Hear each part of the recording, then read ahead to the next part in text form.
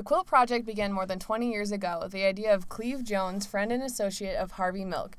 Both men were gay rights activists in San Francisco, and Jones was looking for a way to remember the thousands of gay men who died of AIDS in the 1980s. And this was a passion and an idea of his to have people make memorial squares celebrating the lives of people who were lost to HIV/AIDS. Here on campus, one of the colorful quilts hits especially close to home. It honors David Busey, a former CU theater professor who died of AIDS in 1988.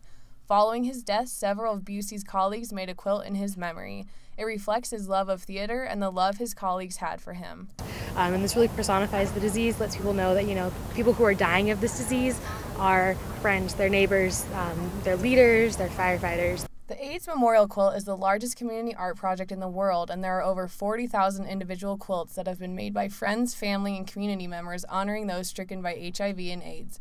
The Queer Initiative here on campus hopes the quilts will help educate college students about AIDS and its devastating history. I think that it's a really, really powerful thing to have them here. We have 35 of the larger panels here, and that's absolutely huge. This very visual remembrance may also remind students that they each have a role to play in preventing the disease from spreading. We want to make sure that we can raise awareness in any way that we can in hopes that we can prevent the transmission of this really terrible, terrible disease. Along with the quilts are a number of flags that represent the different age groups of people infected by the HIV virus.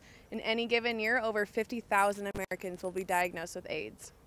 The Names Project Foundation's AIDS Memorial Quilt will be on campus for the remainder of the week, and the Queer Initiation Student Group will be on Norland advocating the prevention of AIDS and providing resources and added information. Stephanie Bailey, News Team Boulder.